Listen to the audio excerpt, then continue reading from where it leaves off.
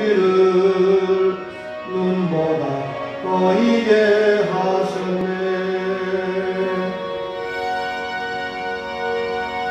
예레미야 31장 31절입니다. 예레미야 31장 31절을 보겠습니다. 구약성경 1102면입니다. 여호와의 말씀이니라. 보라, 날이 이르리니 내가 이스라엘 집과 유다 집에 새 언약을 맺으리라. 이 언약은 내가 그들의 조상들의 손을 잡고 애굽 땅에서 인도하여 내던 날에 맺은 것과 같이 아니할 것은 내가 그들의 남편이 되었어도 그들이 내 언약을 깨뜨렸습니다. 여호와의 말씀이니라. 아멘.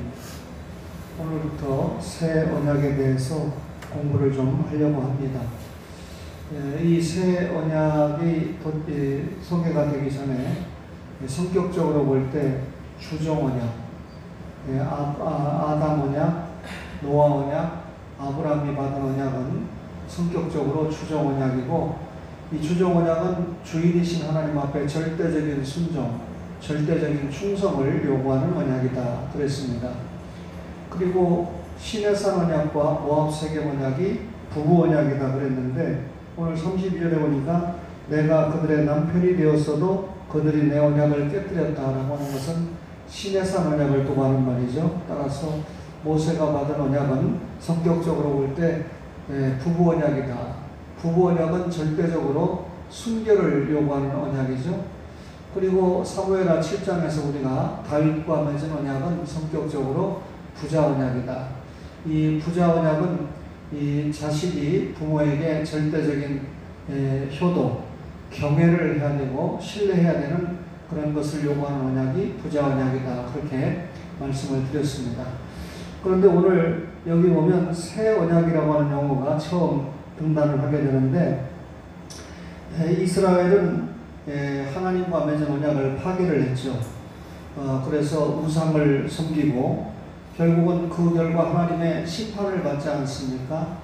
이스라엘의 역사가 진행되는 중에 북쪽 이스라엘은 주전 720년에 아수르에 망하는 심판을 받게 되고, 남쪽 유다는 주전 586년에 바벨론에 망하는 그런 심판을 받게 됩니다. 그런데 지금 예레미야가 예언을 할 때는 남쪽 유다가 바벨론의 침입을 받아서 아주 위태로운 지경에 놓여 있을 때 이 말씀을 받아서 예언을 하는데, 한마디로 말하면 이 예레미야 선지자가 엄청나게 어려운 상황 속에서도 하나님께서 이스라엘을 회복하신다라고 하는 말씀을 주고 계십니다.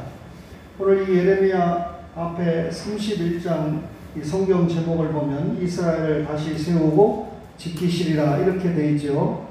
하나님께서 약속하신 이스라엘 백성들의 회복이 30장에 언급이 됐는데, 보다 아주 구체적으로 31장에 남쪽 유다와 북쪽 이스라엘을 합한 전 이스라엘의 회복을 묘사를 하고 있습니다. 그러면서 하나님께서 지금 예레미야 선지자를 통해서 새 언약을 소개하고 있는데, 이전의 언약들과는 뚜렷하게 구분되는 언약의 형태를 소개하고 있는 거죠. 말 그대로 새 언약인데, 이전의 언약이라는 건 지금 말씀드린 대로 수많은 언약들, 성격적으로 볼 때 주종 언약, 또 이 부부 언약, 부자 언약과 같은 그런 언약을 주었는데, 이제는 새 언약을 소개하고 있습니다. 앞의 언약들은 언약을 받은 당사자가 순종해야 되고 순결을 지켜야 되고 또 경외해야 됩니다. 그렇게 하지 못할 때는 하나님 앞에 징계를 받게 되죠. 그런데 새 언약의 내용을 보면 다시는 이스라엘 백성들이 하나님 앞에 범죄하지 않는, 이 말은 성화론적인 범죄를 말하는 게 아니라 구원론적인 회개를 해서, 다시 말하면 하나님께서 이 성령님을 통해서 마음의 법을 새겨서 예수 믿게 하면 다시는 지옥 갈 죄를 범하지 않는다라고 하는 내용이 새 언약의 내용입니다. 따라서 하나님께서 이스라엘 백성들에게 지금 범죄하지 않는 새로운 공동체를 새 언약을 통해서 소개하고 계신데, 이 새 언약을 주시고 곧 포로가 될 백성들에게 새로운 위로와 소망을 제시하고 계신 것입니다. 그러니까 오늘부터 공부하는 새 언약은 이전에 맺은 언약과 전혀 무관한 것이 아니고 이전에 맺었던 모든 언약들의 연속성을 맺고 있으면서도 더욱더 발전된 그런 형태의 언약이 새 언약이다라고 하는 것을 알 수가 있습니다. 오늘 본문에 보니까 31절에 뭐라고 했습니까? 내가 이스라엘 집과 유다 집에 새 언약을 맺으리라, 그렇게 말씀했습니다. 여기 새 언약이라고 언급된 것은 사실상 오늘 이 구약에서 이 구절 뿐인데, 개념상으로 이 새 언약은 영원한 언약이잖아요. 예레미야 32장 한번 40절을 한번 볼까요? 40절을 보시면 예레미야 32장 40절을 한번 읽어보겠습니다. 내가 그들에게 복을 주기 위하여 그들을 떠나지 아니하리라 하는 영원한 언약을 그들에게 세우고 나를 경외함을 그들의 마음에 두어 나를 떠나지 않게 하고 그랬습니다. 그러니까 새 언약이라고 표현하지 않았지만 개념상으로 영원한 언약과 통한다는 말씀이죠. 그리고 이사야 54장 10절을 한번 보겠습니다. 그 앞에 이사야 54장 10절을 보면 이렇게 표현하고 있습니다. 1035페이지죠. 산들이 떠나며 언덕들은 옮겨질지라도 나의 자비는 내게서 떠나지 아니하며 나의 화평의 언약은 흔들리지 아니하리라. 너를 긍휼히 여기시는 여호와께서 말씀하셨느니라 그랬습니다. 여기 새 언약은 개념상으로 볼 때 화평의 언약입니다. 예수 그리스도를 통해서 하나님과 이스라엘 사이에, 하나님과 성도 사이에 맺어지는 화평의 언약이라는 표현과 연관이 되고 있죠. 이사야 59장 21절을 한번 볼까요?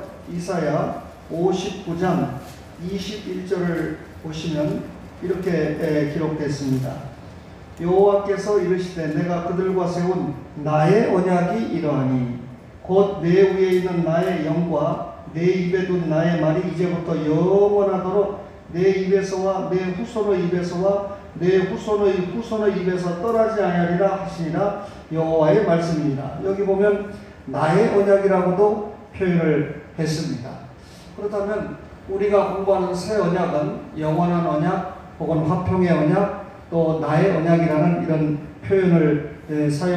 표현으로 사용을 했는데, 이사야 42장 6절에 보면 안 찾아봐도 백성의 언약이다 이런 표현도 사용을 했습니다.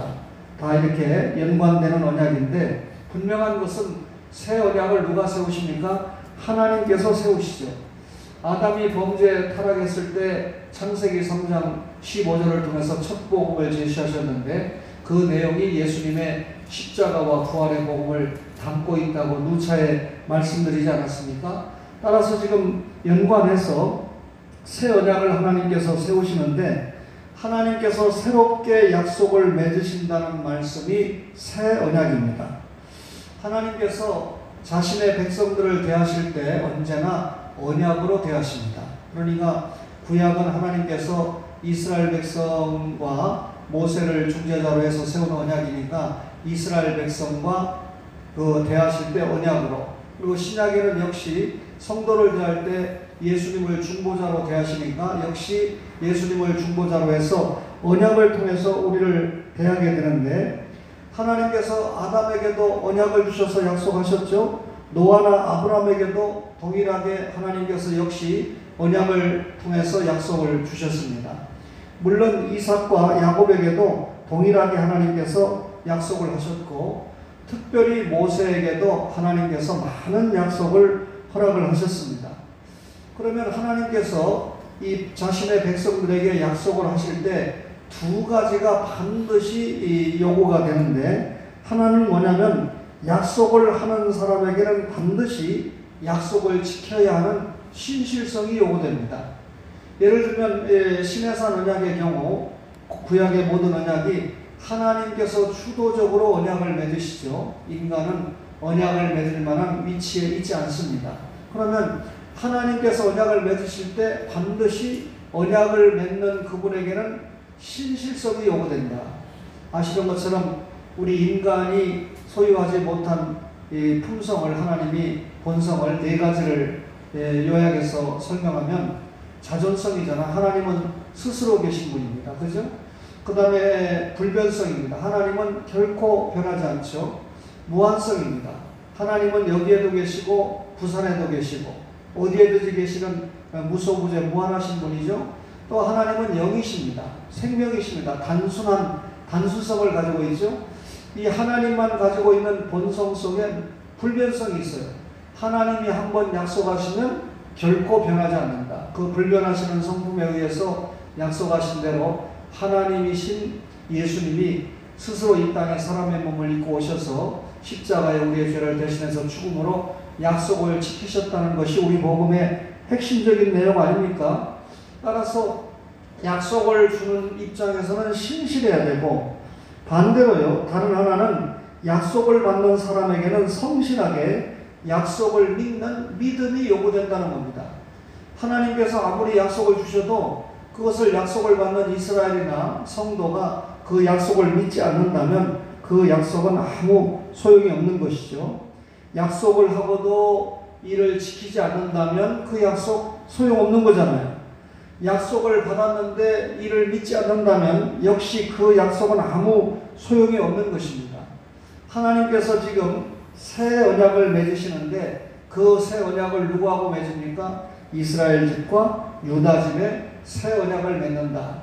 이 예레미야가 예언을 할 때는 솔로몬이 죽고 난 다음에 남쪽 유다와 북쪽 이스라엘로 갈라졌잖아요. 하나님의 언약 공동체인 이스라엘이라는 나라가 물론 정통왕가는 남쪽이지만 그래도 북쪽도 하나님의 언약 안에 있는 백성들이지 않았습니까? 따라서 하나님께서 오늘 이스라엘 집과 유다 집에 새 언약을 세우시는데, 이스라엘 집과 유다 집이라고 굳이 표현한 것은 하나님의 언약 백성인 이스라엘 전체와 언약을 맺으신다라고 하는 의미죠. 그러면 하나님께서 이스라엘과만 언약을 맺는다는 것을 알려주기 위해서 이 성경이 기록됐을까요? 오늘 저와 여러분이 이 성경 말씀을 읽고 있는데 이스라엘 민족뿐만 아니라 택함 받은 모든 백성들과 새 언약을 맺는다, 그 말이죠. 구약에서 하나님과 이스라엘 백성 사이에 모세를 중재자로 해서 언약을 맺는데, 예레미야 선지자를 통해서 지금 새 언약을 허락하실 때 이스라엘 집과 또 유다 집에 언약을 맺는다는 이 말은 오늘 택함 받은 여러분과 저와 언약을 맺는다라고 하는 말씀이죠. 그러면 새 언약은 우리와 맺은 언약이라는 것을 우리가 확인을 했습니다. 그 다음에 보면 32절에 뭐라고 했나요? 이 언약은 내가 그들의 조상들의 손을 잡고 애굽 땅에서 인도하여 내던 날에 맺은 것과 같지 아니할 것은, 그 말은 시내산에서 맺은 언약과 같지 않다는 거죠.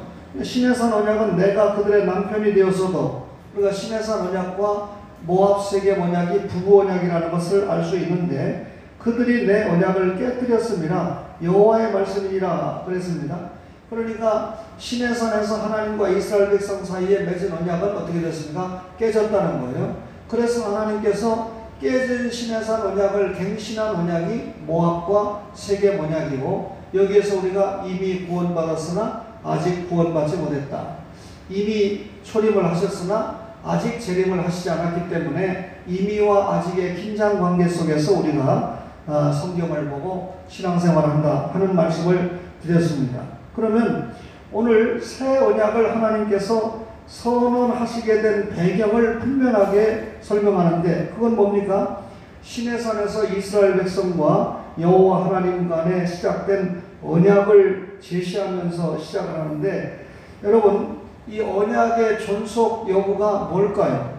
결국 약속을 하신 분은 지켜야 되고 약속을 받는 사람은 그것을 신뢰해야 된다 그랬는데, 시내산 언약이 깨졌잖아요. 그래서 오늘 하나님께서 이 언약, 새 언약은 내가 그들의 조상들의 손을 잡고 맺은 것과 같지 않다라고 설명하면서 설명을 이어가고 있습니다. 내일 새벽에 이 구절을 상세하게 설명을 드리면 여러분과 저가 보다 새 언약에 대해서 깊이 이해를 하시게 될 터인데, 한 2주간에 걸쳐서 새 언약에 대해서 여러분과 저가 나누는 시간을 갖도록 하겠습니다. 주님, 은혜를 감사합니다. 거룩한 주일을 주님 앞에 드리게 하시고 또 한 주간을 저희들이 시간과 공간을 매수해서 하나님이 허락하신 삶을 살 수 있도록 은혜를 주시니 감사합니다. 저희들에게 새 언약의 중보자로 예수 그리스도를 허락하시고 이 예수님을 성령님을 통해서 믿고 하나님의 자녀되게 하신 것 감사합니다. 생각해보면 감사할 것뿐입니다. 오늘도 믿음으로 사는 저희들이 될 수 있도록 인도하시고 이 시간에 주님 앞에 기도할 때 저희들의 기도 주님께서 받아주시고 응답하여 주시옵소서. 감사하고 예수님 이름으로 기도하옵나이다. 아멘. 각자 기도하시겠습니다.